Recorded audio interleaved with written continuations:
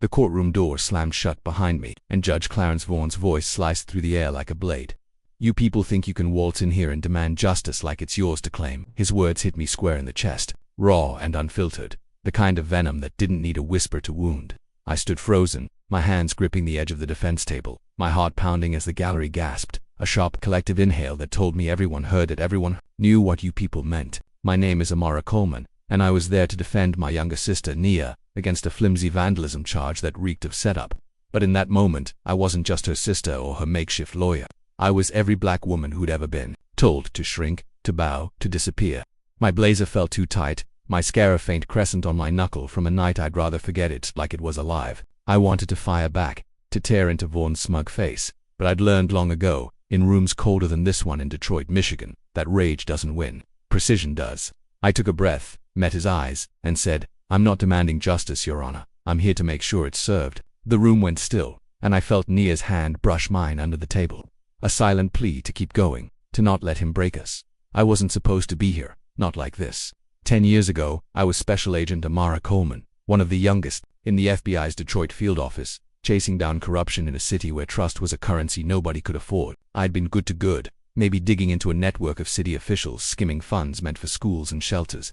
My partner, a man I'd trusted like a brother, sold my evidence to the very councilman we were targeting that night. In a sting gone wrong, I grappled with a suspect in an alley, my knuckles splitting against his watch, my backup nowhere in sight. They'd left me, not by accident but by design, and when I limped back to the office, they buried my report and sidelined me to a desk with no cases.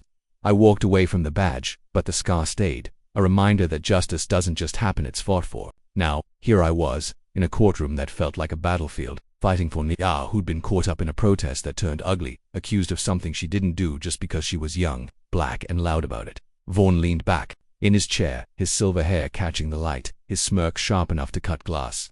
He was a man who thrived on control, the kind who'd built a career on making people feel small. I'd read about him before coming here, decades on the bench, a reputation for harsh sentences, especially for defendants who looked like Nia and me. "Miss Coleman," he said, his voice syrupy with condescension, "this isn't a soapbox for your crusades. Your sister's case is simple. She's trouble, and you're not helping." The gallery murmured, a mix of agreement and unease, and I felt the weight of their stares, some curious, some hostile. Nia's eyes were on me, wide and scared, but there was something else there, trust. The kind we'd built growing up in Detroit's East Side, where we'd dodge trouble and dream of better.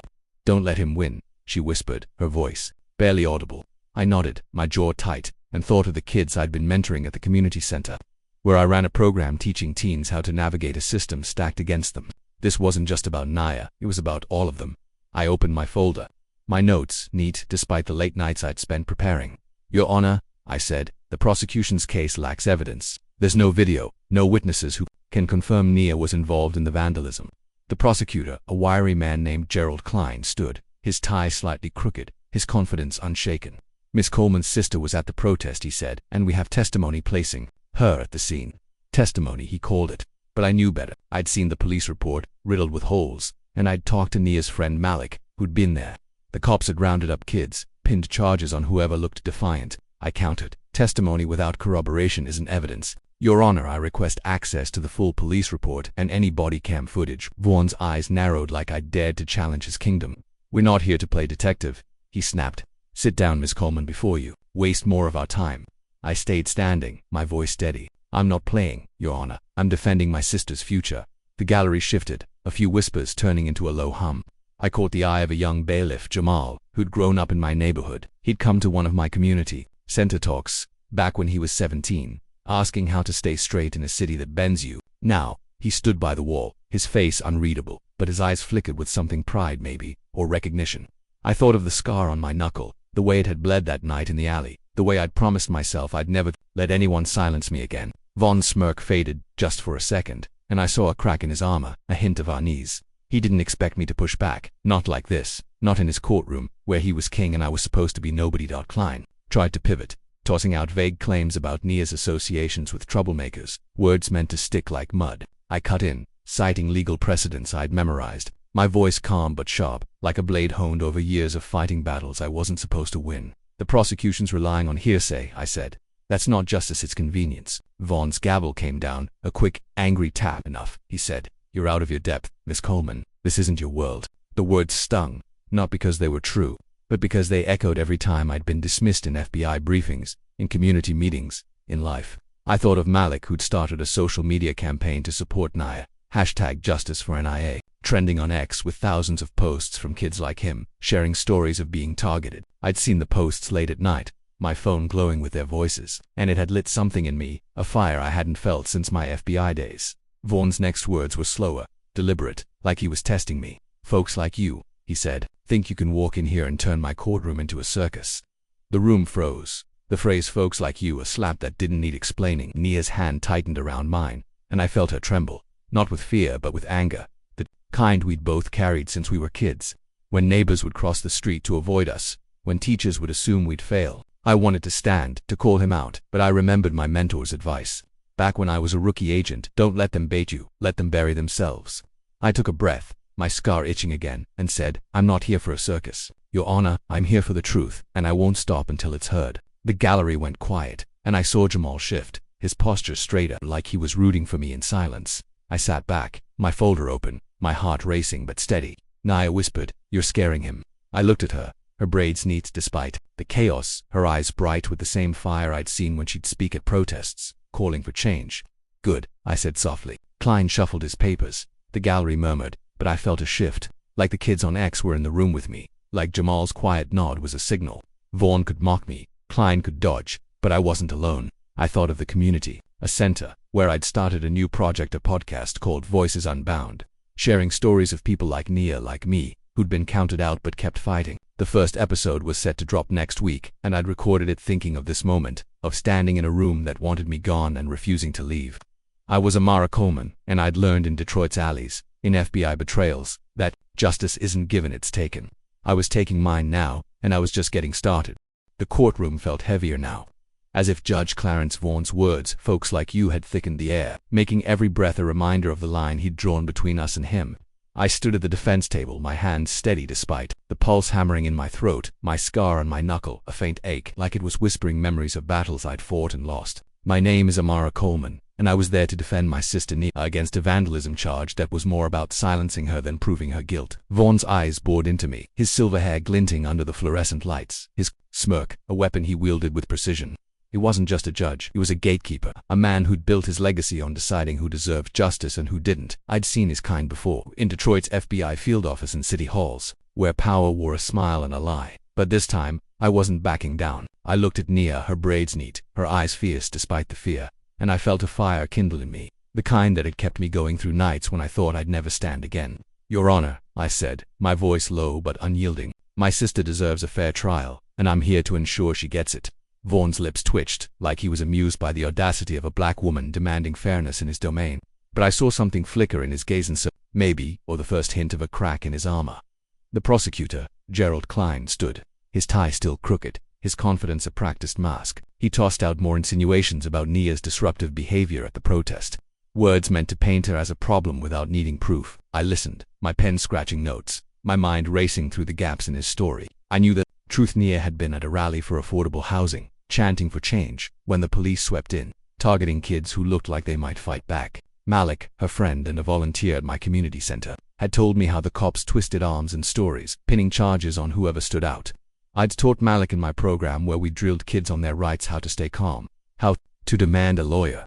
He'd started the #JusticeForNIA campaign on X, and last night, I'd scrolled through thousands of posts, strangers sharing stories of being profiled, their voices a chorus that kept me awake, fueling my resolve. I stood again, my blazer brushing my wrists, and said, "Your Honor, the prosecution's claims lack substantiation. I request the full witness list and any incident reports." Vaughn's gavel hovered, his eyes narrowing. "You're testing my patience, Miss Coleman," he said. "This isn't a fishing expedition." I held his gaze, my scar itching, and replied, "It's not fishing, it's due process." The gallery stirred, a low hum of whispers, some hostile, some curious. I caught Jamal, the young bailiff, watching from the wall, his face a mix of pride and caution. He'd grown up 2 blocks from me, a kid who'd once asked at my community center how to be a cop without losing his soul. Now, at 24, he stood tall, his uniform crisp, but his eyes said he knew the cost of wearing it.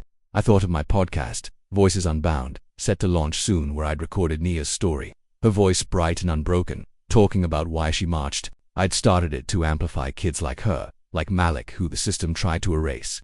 Vaughan's voice cut through my thoughts, sharp and deliberate. "Miss Coleman," he said, "you think you can turn my courtroom into your personal crusade? Folks like you always think the rules don't apply." The room froze again, his words a second blow, more explicit now. The racism unmasked. Nia's hand tightened around mine, her nails digging in, and I felt her anger, her fear, but also her strength, the same strength that had her chanting in the streets at 19, refusing to be silent. I wanted to snap back, to call him out, but I remembered my FBI mentor's words, let them dig their own grave. I took a breath, my voice steady. "The rules apply to everyone, Your Honor, including you." Klein tried to pivot, calling up a witness, a young man named Corey Ellis, who shuffled to the stand, his sneakers squeaking, his eyes darting like he'd rather be anywhere else. Corey was 20, a community college student who'd been at the protest, and I knew him from my program. He'd come to my sessions, shy but curious, asking how to stand up without getting crushed. Now, he looked crushed, his shoulders hunched, his voice barely audible as he said, "I saw Nia at the rally, near the broken windows." Klein nodded smug, but I saw the cracks in Corey's story, the way his hands trembled, the way he wouldn't meet my eyes. I stood, my voice soft but firm. "Corey," I said, "can you confirm Nia broke those windows?" He hesitated, his knee bouncing, and I saw a flash of the kid who'd laughed at my corny jokes at the community center, who'd said he wanted to be a social worker. I didn't see it," he admitted, his voice breaking. "The police said she did, said I had to back it up." The gallery gasped, a sharp ripple, and I felt Nia's hand loosen, her breath catching. I pressed gently. "Did they threaten you, Corey?" He nodded, eyes down. "Said I'd be in trouble if I didn't." Vaughan's gavel slammed, the sound like a gunshot. "That's enough," he barked, his face reddening, his control slipping. "This witness is speculating. Miss Coleman, you're out of line." I turned to him, my heart racing but my voice cold. "He's not speculating. Your Honor, he's confessing, and that's evidence of coercion." The room tilted, the gallery's whispers growing louder, a few heads nodding now, not in mockery but in recognition. I thought of the hashtag Justice for Nia posts, the way they'd spread beyond Detroit, strangers retweeting, adding their own stories. I'd read one from a woman in Atlanta, saying she'd been targeted at a protest too. Her words a mirror of Nia's. It wasn't just our fight anymore, it was theirs. Vaughan pointed a finger at me, his voice low but venomous. "You're turning my courtroom into a spectacle," he said. "Folks like you always cause trouble." There it was again, folks like you, a third strike, and this time, the gallery didn't laugh. They shifted, uncomfortable, some leaning forward, others looking away, like they'd seen something they couldn't unsee. I stood straighter, my scar a quiet pulse, and said, "Trouble is what happens when truth walks in uninvited, Your Honor." Nia's eyes shone, not with tears but with pride, and I felt Jamal's gaze, his nod almost imperceptible. I thought of my FBI days, mentoring rookies, teaching them to question everything, to dig deeper. I'd been good at it, until the system turned on me, until my partner's betrayal left me bleeding in that alley, my trust shattered. I'd walked away, but I hadn't stopped fighting, not for Nia, not for Corey, not for the kids who filled my community center every Thursday, asking how to be heard. I'd started a new project there, a legal aid clinic, where we helped families navigate charges like Nia's, and it had grown, volunteers like Malik stepping up, their voices louder than I'd ever imagined. Vaughan's gavel came down again, weaker now, like he sensed the room slipping from his grasp. "Move on," he muttered, but his eyes darted, searching for control he no longer had. Corey looked at me from the stand, his shoulders easing, like he'd shed a weight. "You came to my school once," he said, his voice stronger now, unprompted. "You said truth is a seed you plant it, and it grows, no matter who tries to bury it." The gallery murmured, a soft wave, and I felt a lump in my throat. Not sadness but connection, the kind that comes when someone remembers you, not as a name but as a spark. I nodded, my voice soft. "I remember, Corey, and you're planting it now." Klein shifted, his papers rustling, his smirk gone, and I saw a young woman in the gallery, maybe 30, typing on her phone, her face intense. She was livid, I realized, her posts joining the hashtag Justice for Nia wave, amplifying Corey's words to the world. I thought of my podcast, the hours I'd spent editing Nia's story, her laugh filling my headphones, her courage a light I wanted to share. I'd named it Voices Unbound because that's what we were, unbound, unbroken, unstoppable. Vaughan's voice cut through, sharper now, desperate. "This isn't a classroom, Miss Coleman," he spat. "You're not here to preach." I turned to him, my scar a quiet fire, and said, "I'm not preaching, Your Honor, I'm defending, and I'm doing it for everyone you've silenced." The room stilled, the gallery's whispers fading, and I felt Nia's hand on mine, steady now, like she knew we were turning the tide. I thought of the scar, the alley, the badge I'd left behind, and I realized this was why I'd come back, not just for Nia, but for me, for the part of me that still believed justice could bend toward truth. Vaughan's eyes flickered. "Not with anger but with something new, fear, maybe, of a woman who wouldn't bend, who wouldn't break. I sat back, my folder open, my heart steady, knowing this wasn't the end, but the beginning of something bigger, something even he couldn't stop. Savannah's autumn air carried a restless hum, as if the city's historic oaks whispered secrets too heavy to hold. At my desk, 2 miles from Forsyth Park, I stared at the whistleblower's letter, its shaky script a lifeline, Reed's paid to erase. My heart pounded, not with fear, but with clarity. This wasn't just about me or Lena Harris, the 23-year-old pregnant woman detained without record. It was about a system designed to silence, and I, Clara Thompson, a 60-year-old community organizer, had spent 40 years fighting its kind. Evelyn, my wife, sat across from me, her CDC badge tucked away, her laptop open to a Coastal Security Solutions contract tied to Savannah Ventures, a real estate empire eyeing 1,000 acres around Forsyth Detention Center, 8 miles away. They're not just detaining, she said, her voice low. They're reshaping Savannah. I nodded, my mind racing to Patricia Coleman, the real estate agent who'd accused me of theft. Her role as a former county clerk, burying lawsuits against Forsyth, wasn't coincidence, it was strategy. I thought of a 1998 case, a black family evicted in Augusta after a suspicious arrest, their land sold for condos. My hands clenched, anger mixing with purpose. I'd faced betrayal before, but Richard Langston stung deepest.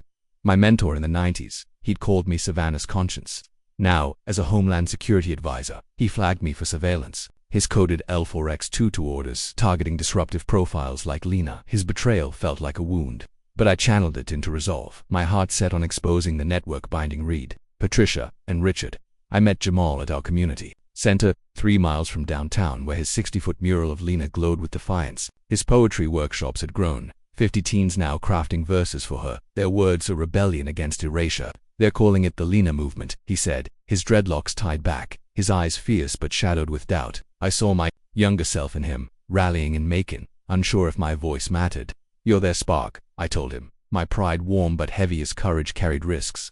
We launched a citizen journalism workshop, training 30 residents to dig through public records. We're not just poets, Jamal said, his notebook open.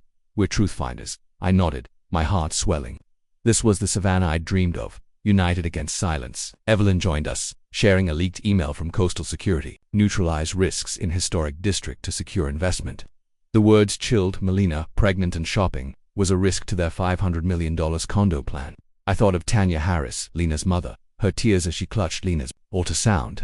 I texted her to join us, my resolve hardening would find Lena, no matter the cost. At Tanya's bungalow, 4 miles west, the air felt thick with grief. She sat on her porch, Lena's photo beside a potted azalea, her nurse's hands trembling. I called the detention center, she said, her voice raw. They said she doesn't exist. My chest tightened, memories of clients erased from records flooding back. I took her hand, my voice steady. She exists, and will prove it.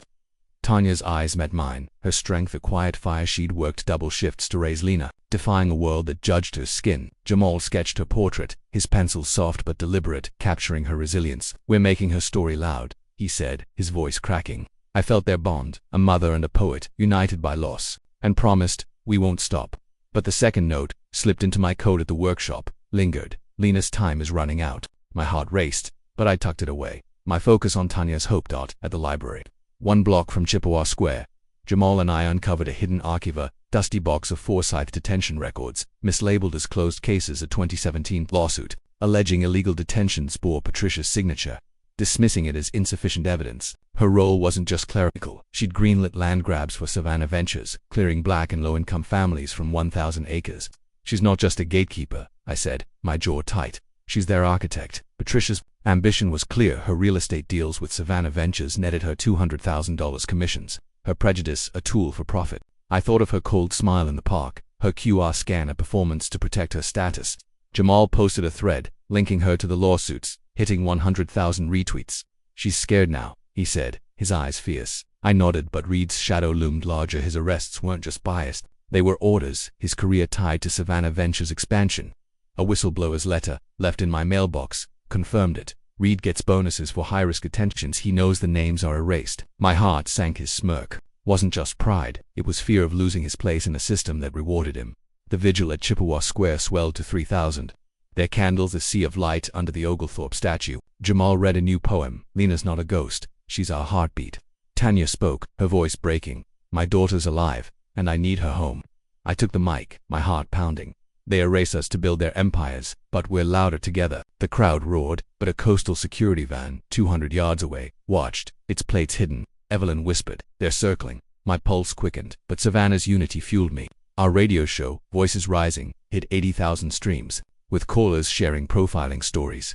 I launched a podcast, Unburied Truth, airing Tanya's plea in the whistleblower's letter. It reached 150,000 downloads in 48 hours. Savannah's airwaves alive with defiance. Jamal's workshop grew, 100 residents now digging through archives, uncovering 200 erased detainees. A video surfaced on X, showing Lena, frail but alive, in a windowless room. "I'm still here," she whispered, her eyes fierce. The clip, anonymous, hit 2 million views. I cried, relief mixing with dread. Lena was alive, but trapped in an off-grid site, 10 miles west. Reed's villainy deepened in my mind. A 2020 memo, found in the archive, showed he'd trained with coastal security, learning to identify risks by race and residence. His promotions tied to 50 successful detentions, each erasing a name like Lena's, but his eyes in the park haunted me, not just cruelty, but fear of exposure. A man trapped by the system he served. He wasn't just a bigot. He was a pawn, his ambition chained to Savannah Ventures' greed. I thought of a 2005 client, a black teen detained for loitering, his record wiped to clear land. My hands shook, but I channeled it into action, organizing a march that blocked Highway 17, 5,000 strong, chanting Lena's name. Jamal's mural grew to 80 feet. Names of erased detainees painted beside Lena's. Tanya, now a rally leader, held a sign, "Lena lives." I spoke. "They fear our truth." The crowd cheered, but a third note arrived, slipped into my bag. "Lena's blood is on you." My heart froze, but I burned it. My resolved steel. Evelyn traced Richard's surveillance to a DC server. His L4X22 orders targeting 10 Savannah activists, including me. "He's protecting the system," she said, her voice heavy. I remembered Richard's praise in 1995, his hand on my shoulder after a rally. Now, he was a shadow, his betrayal a calculated move to shield Savannah Ventures. Our podcast aired, his name, sparking FBI scrutiny, but Richard's power ran deep. Homeland Security shielded him. Jamal's workshop found a 2018 contract, signed by Richard, giving Coastal Security $20 million for community stabilization. Stabilization, I scoffed, it's erasure. We trained 50 more volunteers, digitizing 300 more erased files. Tanya launched a Lena fund, raising $15,000 for legal aid. A youth poetry slam, 2 miles from downtown, drew 500. Their verses a cry for Lena. I mentored them. My heart full but heavy. Each word was a weapon against silence. Reed's fear was palpable now. A leaked audio aired on our podcast, caught him saying, "If they dig, I'm done." His ambition was his cage, but he'd built it himself. Savannah's pulse was rising, and I knew the fight was far from over. But for Lena, for Tanya, for us, I'd keep going. The courtroom pulsed with a raw electric energy, like the moment before lightning strikes. Every glance and whisper charged with the weight of what had been said and what was coming.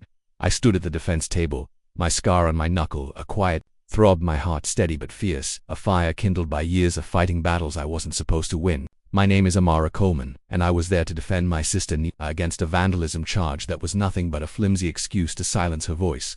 Judge Clarence Vaughn loomed on his bench, his silver hair a stark contrast to the darkness. In his eyes, his face, a mask of fury barely contained. He wasn't just a judge anymore, he was a man clinging to a crumbling empire. His prejudice laid bare by his own words. "Folks like you always cause trouble," a phrase that had stripped away his veneer of impartiality and left him exposed. Nia sat beside me, her braids neat, her eyes alight with a courage that mirrored the girl who'd once stood on our Detroit stoop, shouting poetry to drown out the sirens. I felt her strength, and it fueled mine, a reminder that this fight wasn't just ours but belonged to every kid I'd mentored. Every voice lifted by the #JusticeForNIA campaign, every listener tuning into my podcast, Voices Unbound. Vaughn's gaze bore into me, but I saw the cracks in his armor, the way his hands gripped the gavel like it was the only thing holding him together. I wasn't just a thorn in his side, now I was a reckoning, and he knew it. The prosecutor, Gerald Klein, stood, his voice thin, his confidence shattered by Corey's testimony, which had exposed the police's coercion. He tried to pivot, tossing out vague accusations about Nia's disruptive influence.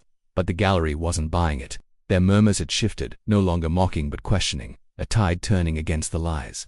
I stood again, my blazer, brushing my wrists, my voice calm but unyielding. "Your Honor," I said, "the prosecution's case is built on coercion, not evidence. I renew my request for the body cam footage and any unredacted police reports." Vaughn's face reddened, his gavel slamming down, the sound weaker now, like a heartbeat faltering. "You're out of line, Miss Coleman," he snapped, his voice a growl that didn't scare me anymore. "This courtroom isn't your playground." I met his eyes, my scar a silent fire, and said, "It's not a playground, Your Honor. It's a place for truth, and I'm here to make sure it's heard." The gallery stirred, a few heads nodding, and I saw Tanya, the juror, her face soft but fierce, her pen still, like she was carving my words into her memory. She was a teacher, a single mom, and I knew she saw her students and Nia kids who fought for a future despite a system that tried to cage them. Vaughn leaned forward, his voice low, venomous, a man desperate to reclaim control. "You think you can lecture me, Miss Coleman? You people come in here, demanding special treatment, twisting the law to fit your anger." The room froze, the phrase "you people" a whip cracking through the air, raw and unmistakable. Nia's hand tightened around mine, her nails digging in, and I felt her tremble, not with fear but with a rage we'd both carried since we were kids. When store clerks followed us, when teachers skipped over our raised hands, I wanted to shout, to tear into him, but I remembered my FBI days. The nights I'd spent studying cases, learning to dismantle lies with precision, not passion. I stood straighter, my voice cold but steady. "We don't twist the law," I said, my eyes locked on his. "We hold it up, reminded who it's meant to serve, and right now, it's not serving you." The gallery gasped, a sharp collective inhale, and I saw Jamal, the young bailiff, step forward, his face unreadable but his eyes blazing like he was ready to stand with us. The tension snapped when a woman in the gallery, maybe 35, stood, her phone raised, live streaming to X, her voice trembling but clear. "This is Judge Vaughn, calling us you people," she said, her words echoing through the room, a spark igniting a fire. Another person stood, then another, holding up phones, their screens glowing with the hashtag Justice for Nia hashtag, a silent protest that spoke louder than any chant. Vaughn's gavel came down, frantic now, his voice rising. "Order, sit down, all of you." But the room wasn't his anymore. I thought of my legal aid clinic, the families we'd helped, the boy whose charges we'd gotten dropped, his mother's tears a reminder of why I kept going. I'd started the clinic to fight for kids like Nia, but it had grown into a movement. Volunteers like Malik, organizing workshops, teaching teens how to document injustice. Malik's texts had buzzed my phone that morning, saying the hashtag Justice for NI campaign had hit 1 million views, with people from Seattle to Atlanta sharing their stories. Their voices a chorus I carried now. Vaughn's desperation peaked, his voice a snarl. "You people don't belong in my courtroom," he said, the words a final, fatal mistake, stripping away any pretense of fairness. The gallery erupted, not in chaos but in defiance. A low hum of voices, phones still raised, capturing every word. Nia leaned in, her voice a whisper. "He's losing it, Amara." I nodded, my heart racing, and said, "He's lost it." I stood again, my voice louder now, not asking but commanding. "Your Honor, your bias is on record. You've mocked my sister, dismissed evidence, and insulted us all. This isn't justice, it's prejudice, and it ends now." Vaughn's face went pale, his hands trembling, and I saw Tanya, the juror, stand, her notebook clutched to her chest, her eyes fierce, like she was ready to carry this truth beyond the courtroom. I thought of my podcast, the episode I'd recorded with Nia, her voice bright as she talked about why she marched, why she wouldn't be silenced. That episode had gone viral, listeners sharing it across the country, their comments flooding my inbox, saying, "You gave me hope." That hope was in the room now, in Tanya's stance, in the gallery's defiance, in Nia's steady gaze. The courtroom door swung open with a heavy bang, and the air shifted, like a storm breaking at last. 3 FBI agents stepped inside, their suits crisp, their badges gleaming, their strides calm but unstoppable. The lead agent, a tall woman with a steady gaze, held up a folded document, her voice firm. "Judge Clarence Vaughn, by order of the United States Department of Justice. You are under arrest for obstruction of justice, civil rights violations, and judicial misconduct." The gallery froze, a stunned silence swallowing the room, and I felt Nia's hand grip mine, her breath catching. Vaughn stood, his chair scraping, his face a mix of shock and defiance. "This is outrageous," he shouted, his gavel falling to the bench, useless now. The second agent stepped forward, cuffs in hand, and said, "It's over, sir." I reached into my blazer, my fingers brushing the worn leather of my old FBI badge, the one I'd carried through Detroit's alleys, through betrayals that had scarred me deeper than my knuckle. I placed it on the bench, right in front of Vaughn, and looked him in the eyes, my voice low but clear. "You twisted justice," I said. "I'm taking it back." The room gasped, a ripple of awe, and I saw Jamal's face break into a small, proud smile, his shoulders easing, like he'd been waiting for this. Tanya sat down, her eyes shining, her notebook open, like she was writing history. The woman, streaming on X, kept her phone raised, her voice trembling as she narrated, "They're cuffing the judge."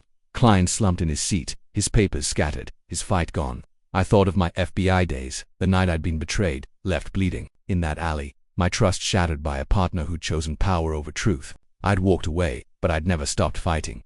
Not for Naya, not for the kids at my clinic, not for the listeners who'd made Voices Unbound a beacon.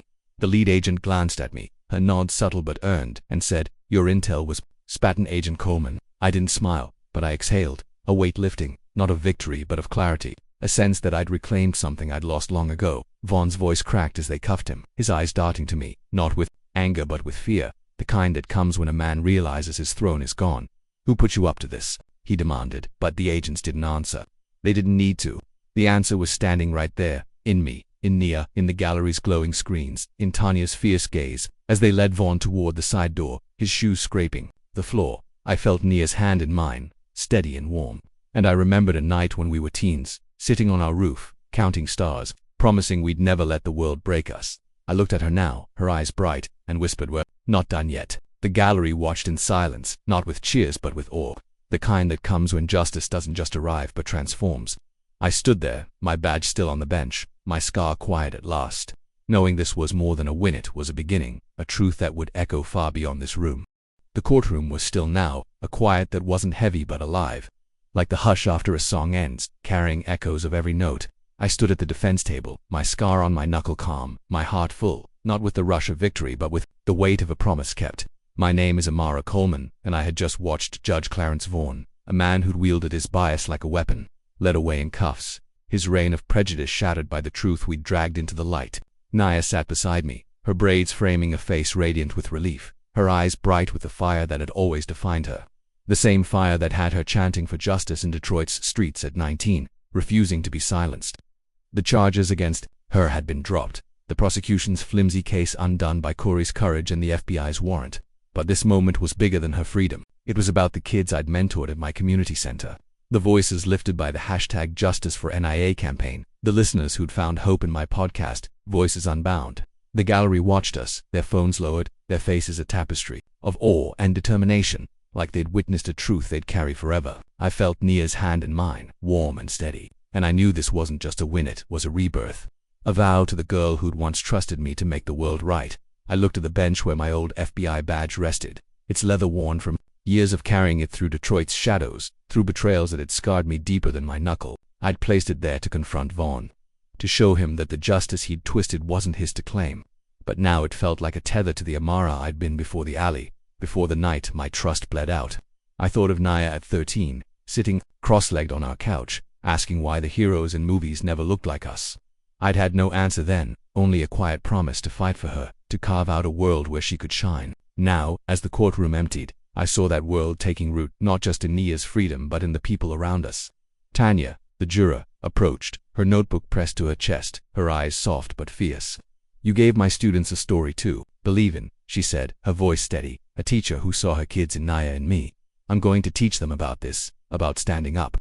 I nodded, my throat tight, and said, "Tell them one voice can start a fire." She smiled, her steps light, like she carried a new mission. Jamal, the young bailiff, lingered by the wall, his uniform sharp but his face open, a grin breaking through. He'd grown up down the street from us, a kid who'd come to my community center asking how to wear a badge without losing his heart. "You showed him, Amara," he said, his voice thick with pride. "You showed us all." I shook my head, my scar a quiet pulse. "We showed him," I said. "You near Corey, one of us." He nodded, his eyes shining, and I thought of my legal aid clinic, how it had grown from a small room to a beacon for families facing charges like Nia's last month. We'd helped a girl, no older than Nia, whose case was dismissed after we exposed a false report.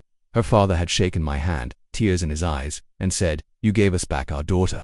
That moment lived in me now, a shield against the memory of Vaughn's venom, a reminder of why I fought. The clinic had sparked a new project, a mentorship program pairing teens with lawyers, inspired by Tanya's resolve, and I knew it would grow, just like the hashtag Justice for NIA campaign, which Malik had texted me about that morning, saying vigils were spreading to cities like Denver and Raleigh, candles glowing for those targeted by bias. Naya stood, her jacket over her shoulder, her smile wide but weary, like she'd climbed a mountain and found the view worth the pain. "You didn't just free me," she whispered, her voice catching. "You freed something in all of us." I looked at her, my heart swelling, and smoothed her collar, a small act, like when I'd fuss over her before school dances. "That's the whole fight," I said, my voice soft. "Not letting them tell us who we are." She hugged me, her arms tight, and I felt the years melt away. The nights we'd spent dreaming of a world that didn't push us down, the promises we'd made to keep each other strong. I thought of our mom who'd worked nights to keep us fed, who'd told us to walk tall no matter who stared.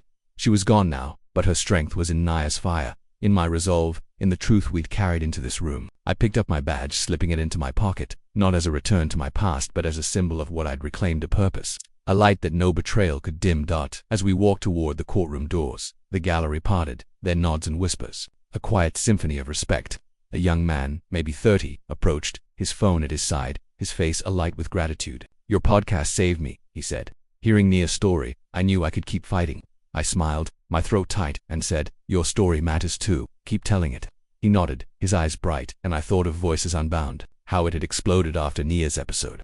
Listeners from every corner of the country sending messages about their own struggles, their own scars. We'd planned a live vigil next week, a community event where Nia would speak, her voice a call for others to rise.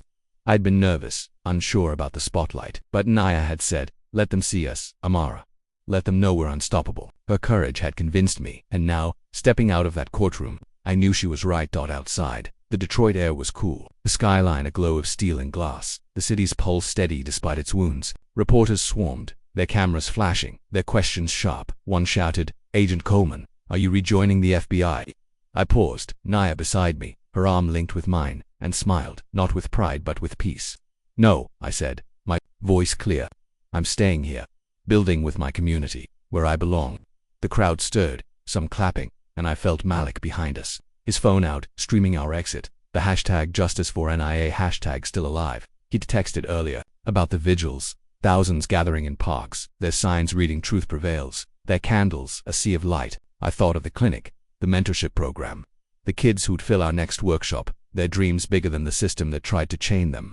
The vigil would be more than a celebration, it would be a pledge, a promise to keep fighting, to keep planting seeds of truth. Nia and I walked down the courthouse steps, our steps in sync, the city's hum a melody we'd always known. I thought of my journey, from the FBI rookie who believed in justice's straight line, to the woman betrayed in that alley, my knuckle bleeding, my trust broken. I'd walked away, thinking I'd lost my purpose, but Detroit had given it back through Nia's fire, through Malik's campaign, through Tanya's resolve, through the kids who called me Miss Amara at the community center.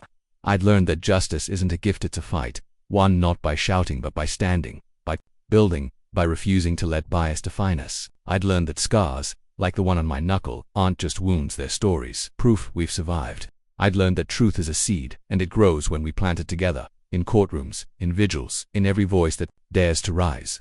Most of all, I'd learned that we don't fight alone. Every nod, every candle, every tweet was a hand reaching out, saying, "We're with you."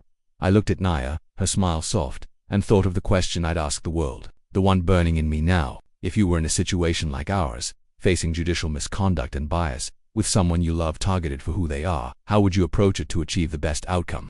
Would you stand, speak, build, even when the room tells you to sit? Would you find your voice, your truth, and plant it like a seed, trusting it will grow? Nia and I reached Woodward Avenue, the city's lights a promise ahead, and I knew our answer. We'd fought with truth, with love, with a community that refused to break. We walked on, not as victims or heroes but as sisters, as builders, as light. The vigil waited, the podcast hummed, the mentorship program grew, and our story, our truth was only beginning, a fire that would burn bright, boundless forever.